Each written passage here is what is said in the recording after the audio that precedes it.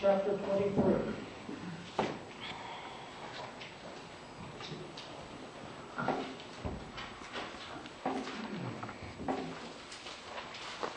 When the whole assembly rose and led him off to Pilate, and they began to accuse him, saying, "We have found this man subverting our nation.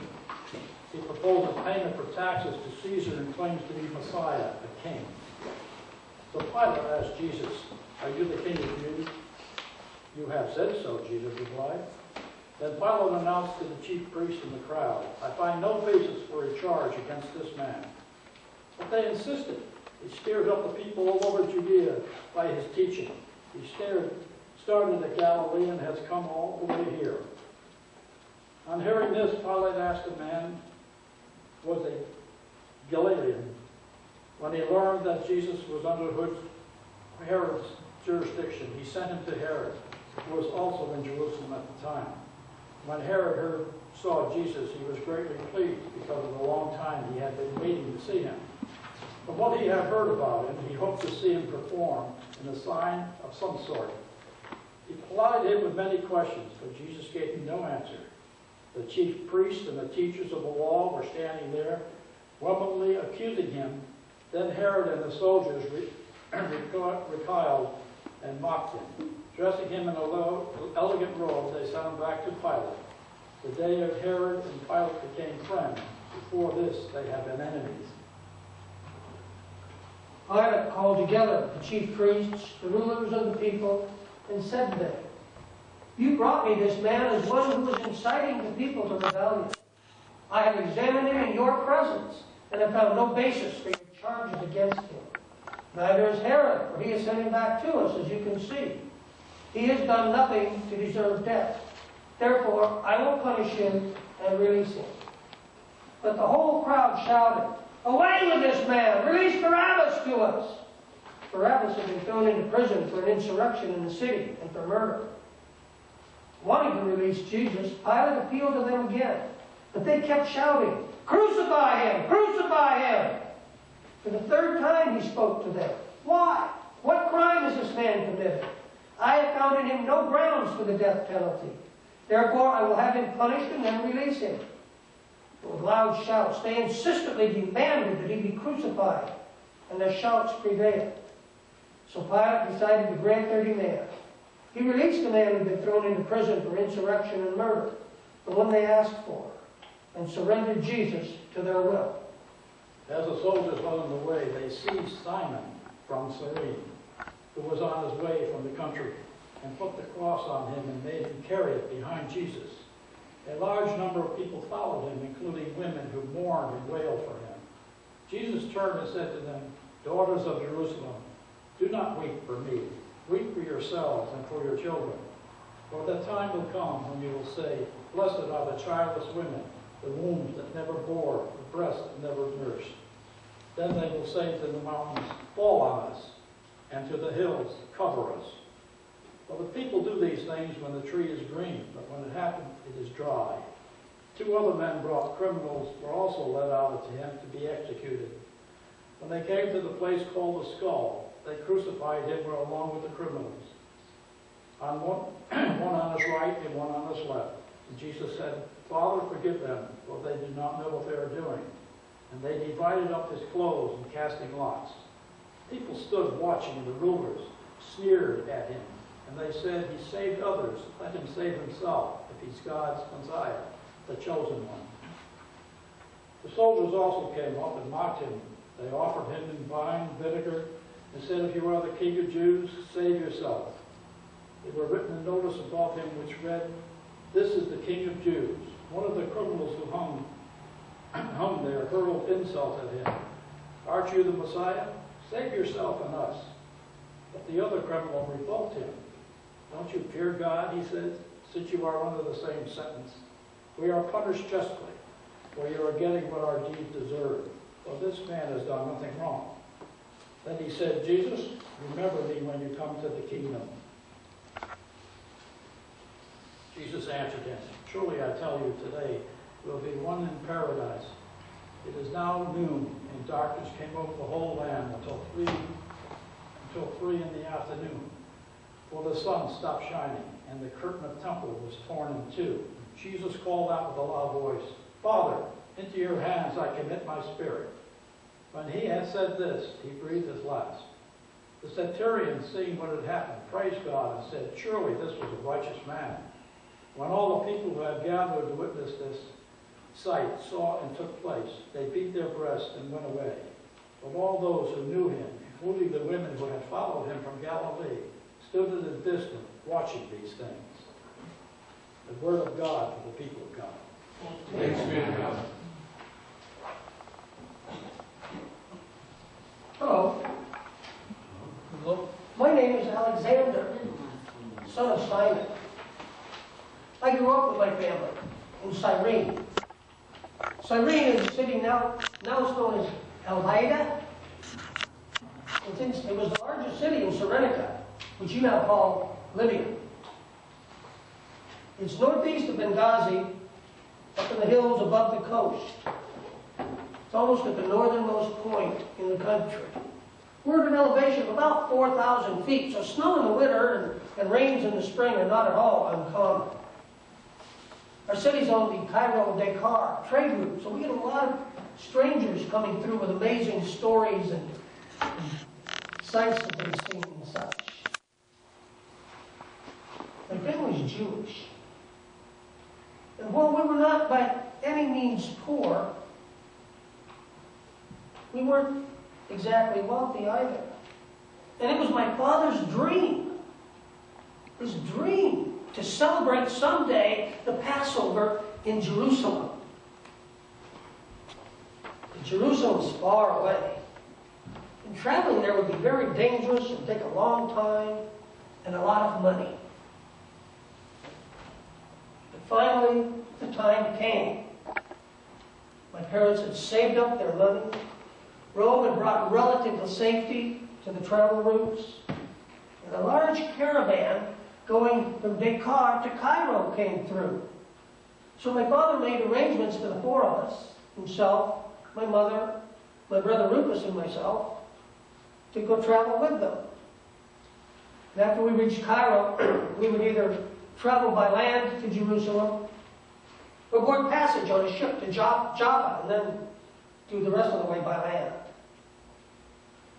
We left with the caravan at dawn on the first day of the week. We walked, and we walked, and we walked. We walked endlessly. I thought we would never get out of that hot sun and arid land. Finally, we reached Alexandria, and then Port City. And we waited for a week. There were no ships bound for Jaffa or Caesarea that showed up. So we continued walking all the way across the Sinai, the route that our forefathers took in the wilderness with Moses. Finally, we got there. There it was in front of us. Jerusalem, the home of kings and prophets, the most beautiful city in the world. And of course, the temple. The temple took my breath away. It was 1,000 feet wide and 1,500 feet long, surrounded by high walls. It was on a hill on the east side of the city. Within those walls were the courts of the Gentiles and the porticos, and of course, the temple itself. It was a crowded and noisy and active place. Hawkers sold doves and lambs for the sacrifices. Money changers changed secular money, coins of Rome, for the Hebrew coins that could be used in the offering. When I compared that to the relative quiet and peace of our synagogue in Cyrene, I kind of began to wonder, how could anybody worship with all this noise and activity going on? We celebrated the Passover feast with some distant cousins of my mother. There was a lot of talk about family and friends, and a lot of catching up. And then conversation turned to politics. My cousin was telling us about the ruckus caused by this rabble-rousing, wandering rabbi they called Jesus of Nazareth. Nobody in the temple, neither the priests, nor the Pharisees, or the scribes, nobody seemed to know much about him or who he was. But they didn't like him, they knew that much. He said that every time, my cousin said every time they challenged him, he came out on top. He said one time, they asked him, they said, "Is it lawful to pay taxes to Caesar?" And this Jesus asked for the coin, and he took it, and he looked at it. He said, "Whose picture is that?" And he said, "Caesar's." And he said, "Then give Caesar what is Caesar's, and give God what is God's." Now, if he'd answered yes, it's lawful, he would have been guilty of blasphemy, and if he'd answered no, it would have been treasonous. So he got right down the middle and confounded him. My cousin said that after he did that, they didn't have any answer. They just kind of stood there looking at him.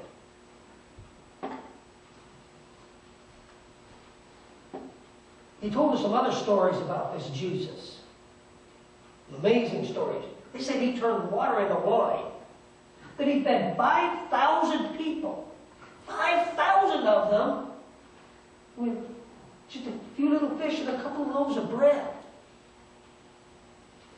It was said that he had healed lepers and restored sight to the blind and made the deaf to hear, and lame people were walking.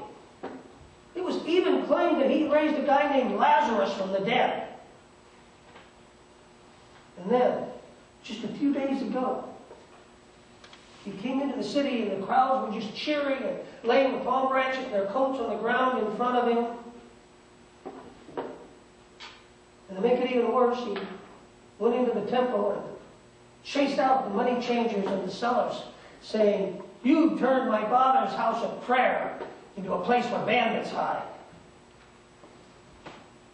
The next morning, after the Passover, my father wanted to go to the temple to make his sacrifice. As we were on our way back into Jerusalem and up to the temple, we came across a loud and big, noisy crowd lining the streets. "Wait here, I'm going to go see what's going on," my father said. And as he made his way through the crowd, we saw a Roman soldier reach out and grab him and jerk him out into the street. And they were carrying 3 condemned men there, carrying their crosses to be crucified. And one of them kept stumbling and falling. So the soldier took his cross and made my father carry it. Those people that were lying in the seat were shouting curses and abuses at this poor stumbling convict. And it was clear from looking at him, from the blood on his back and on his garments, that he had been severely scourged. And while some were shouting curses and abuses, others were beating their breasts and wailing. And Jesus turned to them and said, "Don't cry for me, cry for yourself. Someday you will say, women who never had children are really fortunate. And everyone will say to the mountains, fall on us, and to the hills, hide us." I'm not really sure at what point it was that I realized that this man whose cross my father was carrying down the street was the Jesus that our cousin had been telling us about. How could this have happened? How could he have gone from that grand entry my cousin talked about, with people shouting and proclaiming that he was the King of Israel and blessing his name, to being taken and condemned? What is this world coming to? We kind of walked along outside following it because we didn't want to lose sight of my father. And I kind of wanted to see what was going to happen, you know. And they finally came to the place we call Golgotha. It means the skull. It's a big hill. Just look at it just right from a distance. It kind of looks like a person's head, like a skull. They took the cross away from my father. And they pushed Jesus down on it. And they nailed his arms and his legs to the cross. They didn't tie him like they usually do. They nailed him, ran those nails right through his wrists and right through his legs. And then they lifted it upright and slammed it down into the hole that was prepared for it. They also put the two other criminals to the crosses, one on each side of Jesus. And then I heard the most amazing thing I've ever heard from anyone.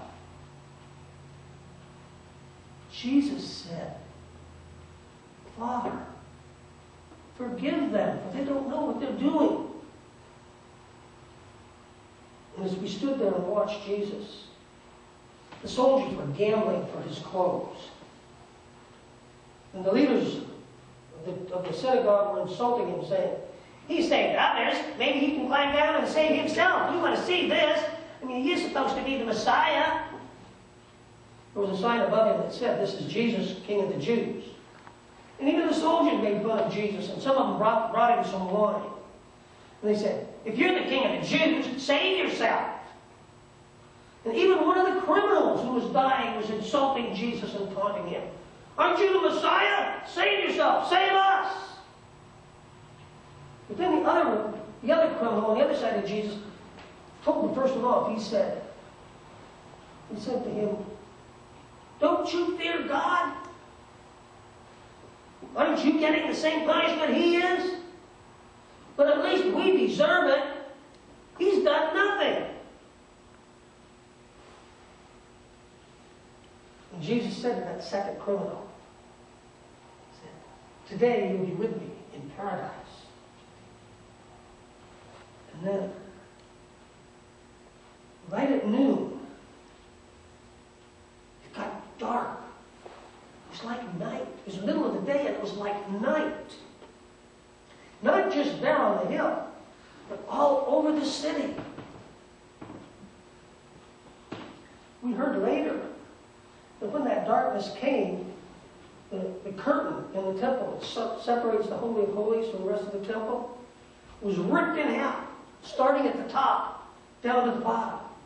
Now this thing is thicker than a man's hand, tightly woven with good wool. It was probably 30 feet high. And it was just ripped right down the middle, they said.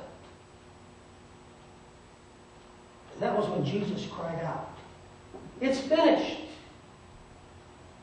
And he died.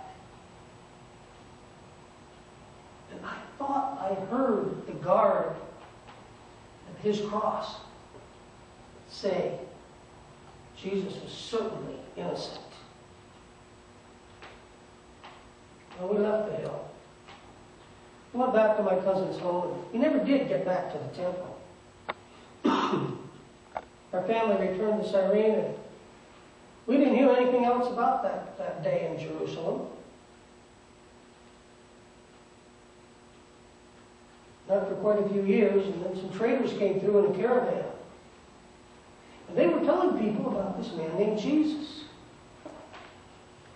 They told us more stories about his life and said that after his crucifixion, which we had seen, that afterwards he had been raised from the dead, appeared to his followers and told them to tell his story wherever and whenever they could. They said other teachers had gone as far as Rome and even to Gaul.